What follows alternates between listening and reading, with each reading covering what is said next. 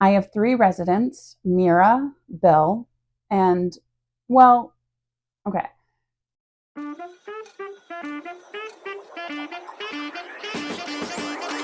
Hi, my name is Amanda, and honestly, I'm just trying my best. This is my podcast where I talk about whatever I want to talk about because I'm still kind of figuring it out, and I think that's okay. If you want to tune in and come along for the ride, I'd love to have you. You are now listening to Semi-Mindful Banter.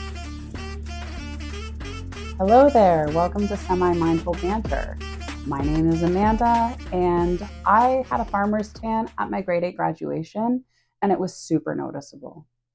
Welcome to the podcast. I am so happy that you're here. Today is a solo episode for me, but I have my puppy right beside me, and I am feeling confident and feel like I have a good topic, so I'm all ready to go. I hope your week was awesome. I hope your week was wonderful.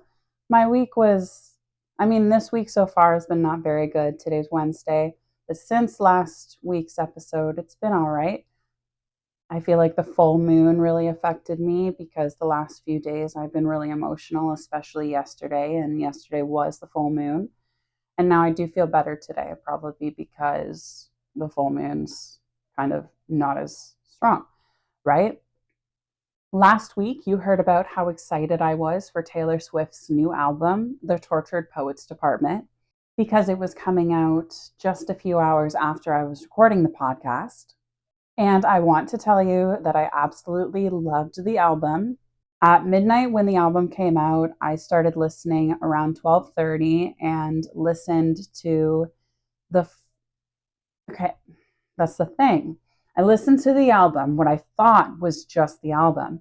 And then I wake up the next morning, go on Threads, and the first thing I see is that she released a double album. Stop. Like, I thought 1989 Taylor's version was going to be a double album. It was not. I felt stupid. But this was a double album. So it's crazy. She called it The Tortured Poets Department, the anthology. I'm kind of just thinking of it as side A and side B. Like, the first part is side A and the second part is side B. That morning I listened to side B.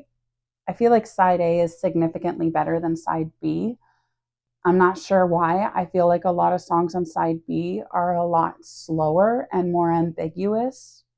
And I just feel like I'm not in on the story. Like, I'm missing details that I should know about.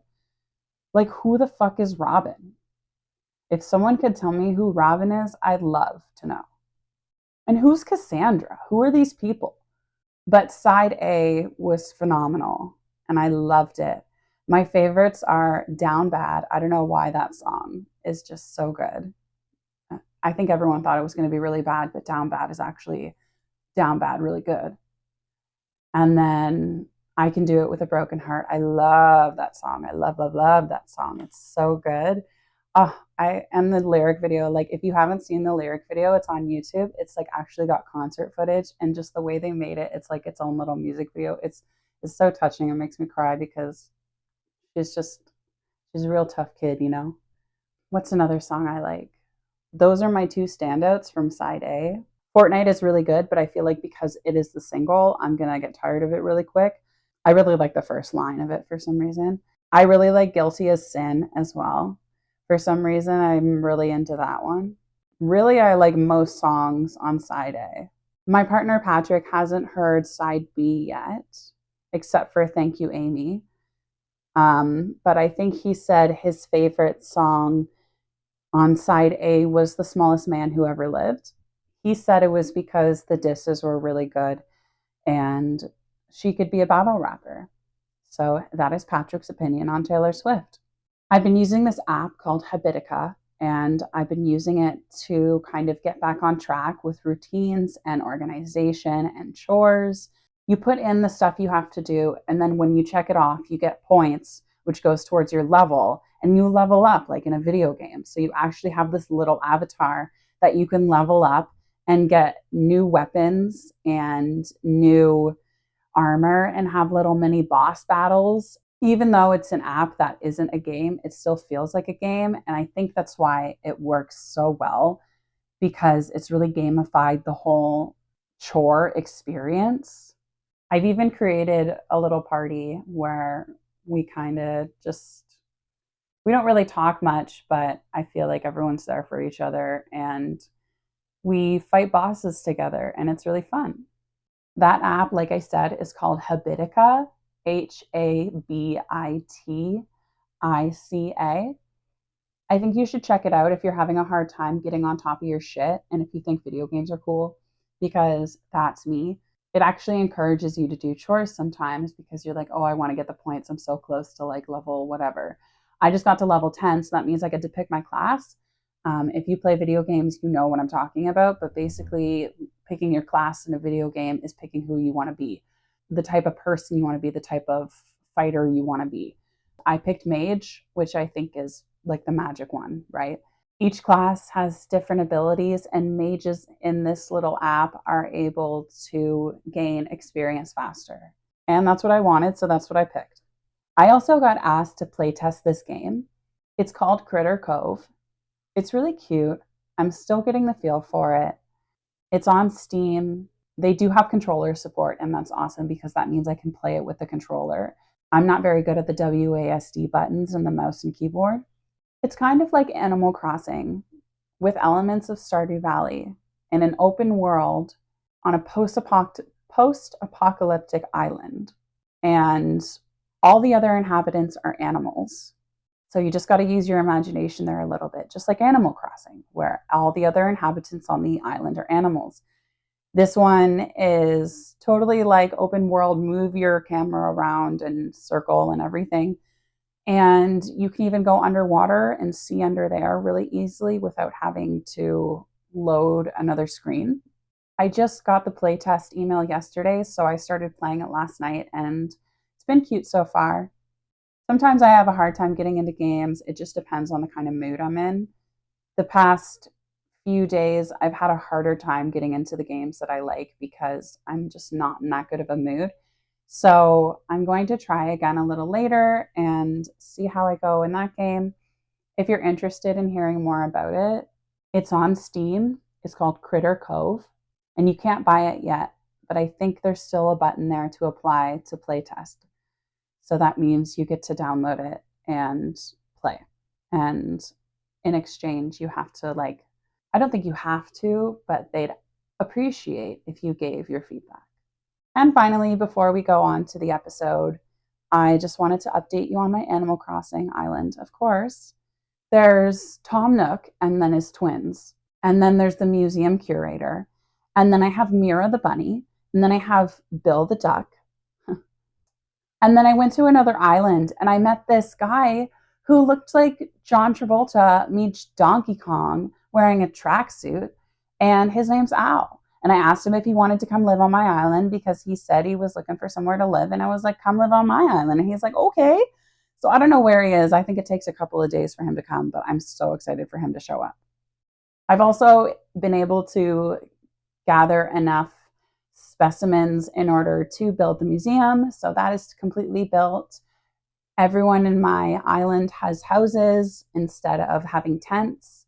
And I am now working on building the shop. But I also, on a side quest, am kind of working on gathering another villager to come live on my island. Now we're going to get into today's topic. I feel like I've already talked forever, but we're just getting into it now. But that's okay. I don't have anywhere to be, so let's get into it. Today's topic is a little bit different. Have you ever heard of world building? So if you haven't, world building is where you essentially writers use world building in order to build a world. They build a fictional world where they can control everything that happens, and they do this for the purpose of writing a story.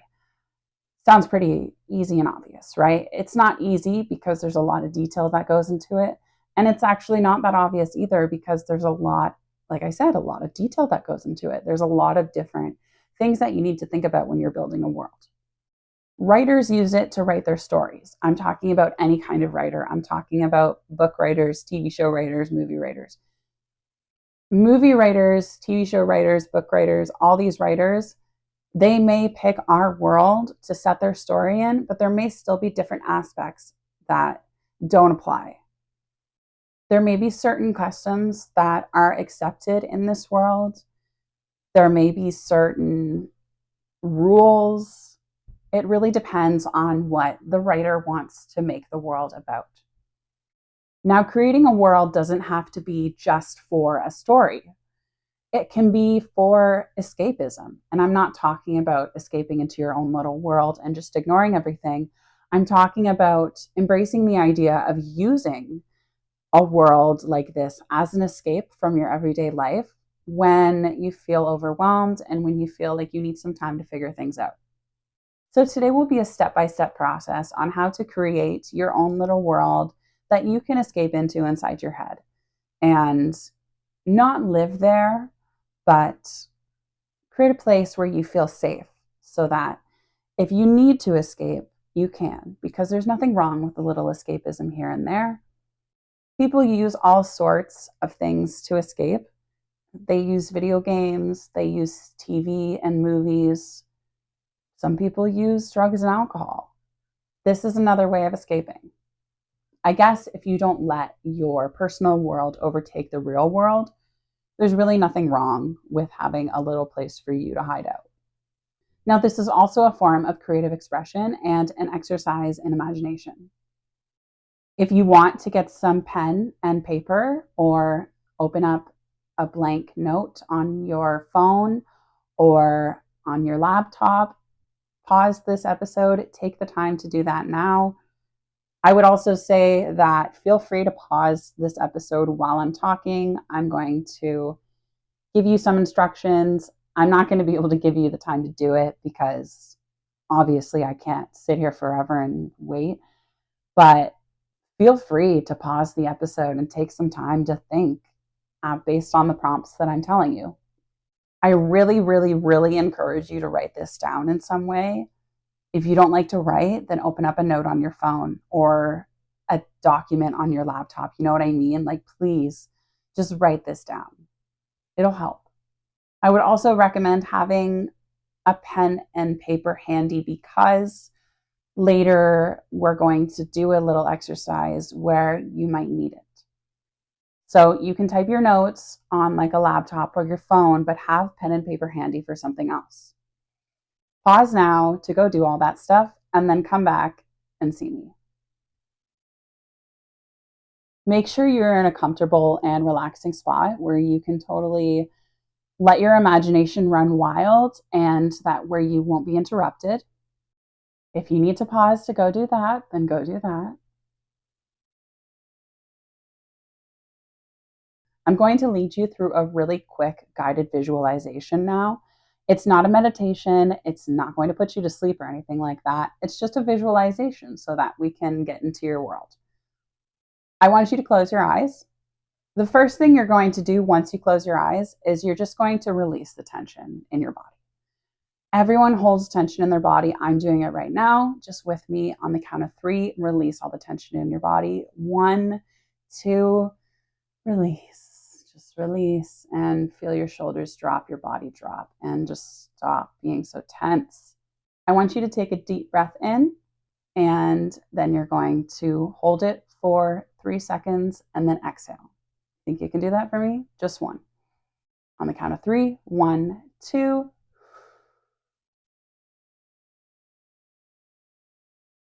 Exhale.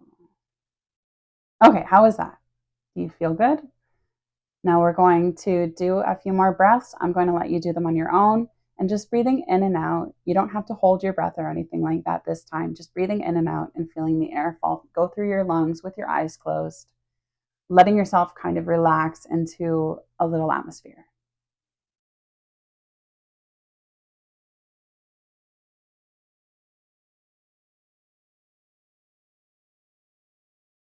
Just breathing, feeling the air. In terms of visualization, I want you to visualize yourself in a blank world. whatever that looks like to you. To me, it looks like me sitting in the middle of a white room with absolutely nothing in it except for me. This place is magical because your imagination is like a brush on canvas. You can point your finger and make something appear, you know? What you imagine this space to be will become that space.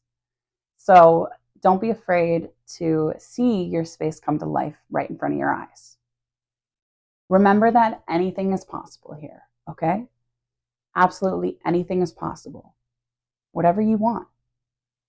You can open your eyes now because you might need to open your eyes to take some notes, or you can keep them closed if it helps you to visualize better. I know I'm able to visualize with my eyes open and just be able to see something kind of in the back of my mind. Some people might not be able to. It's up to you what you want to do. The first big thing we're going to talk about is themes in your world. Are there any themes and elements that you want to incorporate into your world specifically?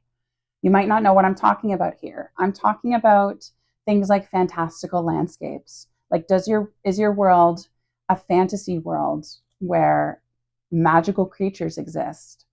Or maybe it's prehistoric with the dinosaurs.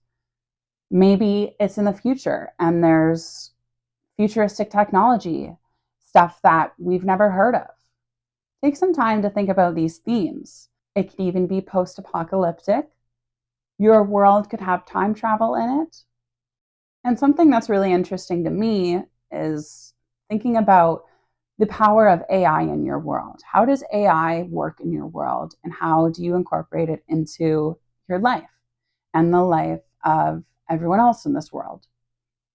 I want you to think about what's important to you and your values and the things that matter to you, and see how you can turn those things into bigger themes that can rule over your world.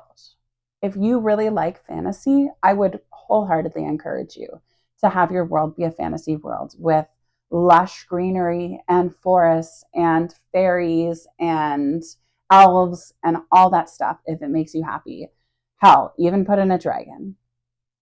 But if you're not into that, don't do that, obviously, right?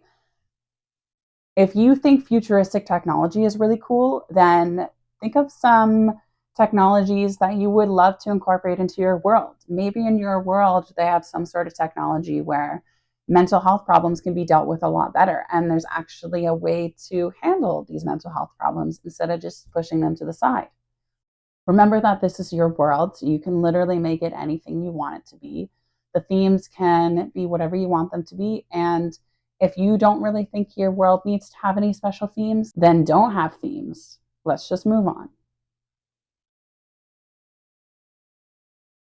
Next, this is where you'll need the paper and pen because we're talking about mapping. You may not think this is a fun activity because this doesn't really appeal to me, but it might actually be more fun than you think. If you want, and I highly encourage you to, I want you to pause and take the time to draw a map of your world.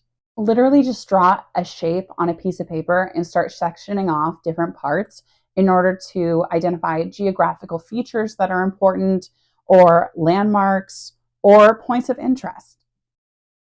So I know what you're thinking. Why should I do this? Why should I create a map for my world? What's the importance? Because if you really want your world to feel real, you're going to have to know where everything is. You're going to have to know where you're going. You can't just have a world where you just walk through. Well, I guess you could if you really wanted to. But I think it's a lot easier to have a world where you walk through and have places to be instead of just walking through and having where you need to be appear right in front of you magically. That would be a little unrealistic, would it not? But if you think that's a good idea for your world, then please take that idea and do that. Because your world could have like a landing spot and then you hop into this elevator and it takes you to wherever you want to go, like whatever location you want to be in. And then when you're done at that location, you could just get back in the elevator and go back to the landing spot for that's like the main home. This is what I'm talking about with this exercise. The fact that I could let my imagination just go off a little bit there and talk about a totally different concept Like, that's the fun of world building, and that's the fun of creating something unique like this. Next, I am going to name a list of different things you might want to think about in your world, such as cultures, societies, history of your world, the customs in your world, the traditions in your world, the languages the people speak in your world, the religion in your world, along with the religion, the belief systems in your world, and maybe even social structures in your world. I would highly encourage you to pause now and take some time to go through whatever categories you want to go through there and just let your imagination run free. Maybe you could make up a new religion, or maybe you just want to stick with the religion you know. But think of what makes you happy and what makes you feel comfortable. And if you want all cultures to exist in your world, then have that happen. You know what I mean? The worlds you live in now may not be as cultured as you think they are. Yes, there are people of different cultures where you are, but what about a world where there was truly cultural differences and there was a lot of different cultures and where everybody could coexist and get along? What are some of the traditions in your world? Like, does your world have all the holidays that we have in our world, or do you have different holidays? Does your world have a specific day dedicated to you? Is your birthday like the national holiday? Next, we're going to talk about characters. And with characters, I'm going to lead you through three main themes here. We're obviously not going to sit here and name 50 characters for you to have in your world. If you wanted to do that, you could. You could create 50 characters right here, right now, and have them inhabit your world. But in reality, all you need to do is think of these three categories. Who is the protagonist in this world? Is it you, or is it someone else? Is there a protagonist, or does everyone just kind of coexist? Are there villains in this world? Who is the villain in this world? Or do you even want this world to have a villain? You may not want your world to have any villains or have anything like that happen. So you can choose to not have villains in your world.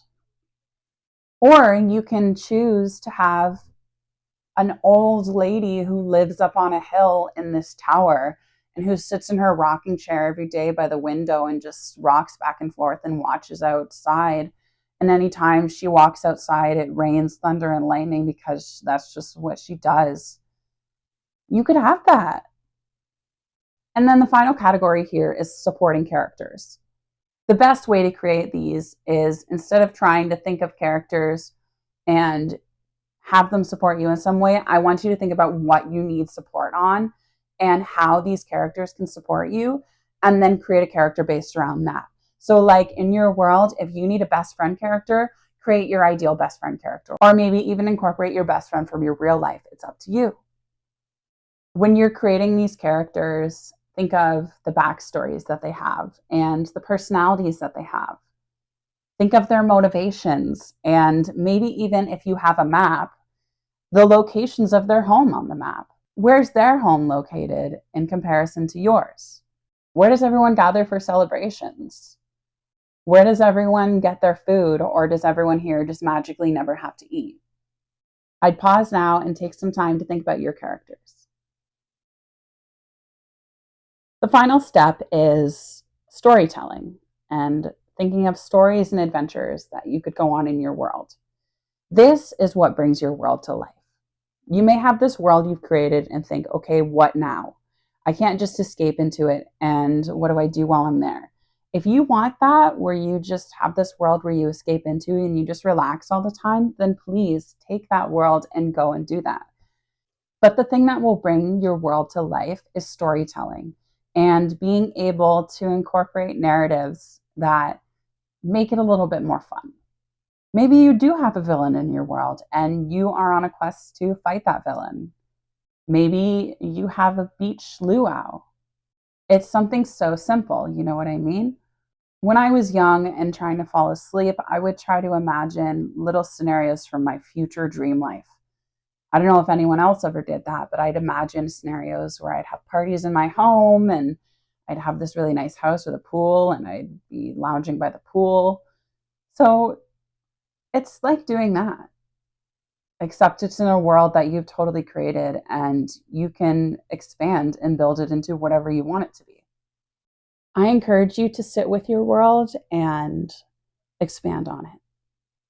Sit and think about what could make it better, or just leave it for now, but sit with it. And I want you to always keep it in the back of your mind and keep it as a place where you can go. Even if you don't want to go there, it's just a fun activity to do, to build a place in your mind where anything is possible, you know? Something that could help you with this experience is this app called Campfire. It's an app and it's also a website, and they have a desktop download where basically on Campfire, you have all these tools to create your own world. They also have space for you to write a story. I think the main draw for me is the fact that there's all these different tools to create your own world.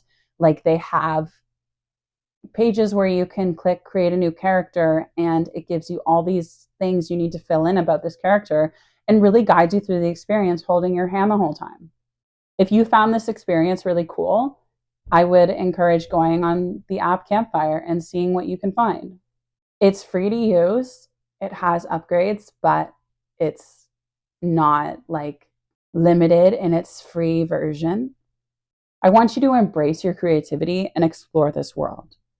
Use it as a helpful tool and not as a hindrance. Don't escape into this world and leave your real life. Escape into it sometimes and let it be a place where you know peace is possible, and that gives you hope to keep going in the real world.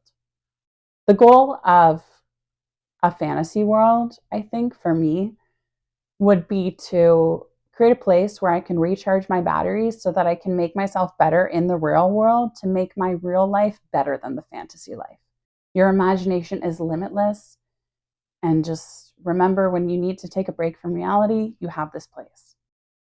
That's all from me. Thank you so much for listening. I think this was a great little topic to do. I hope you had a fun time, and I hope you've created something that you're proud of. If you want to share your worlds with me, I'd love to hear about them. You can find me on social media on Threads, Instagram, and YouTube, all under The Amanda Influence. Or I got a Tumblr blog again. So you can find me at wantingtomakeart.tumblr.com. I know it seems kind of stupid, but I just kind of liked it because, yes, I do want to make art. Yes, I am wanting to make art.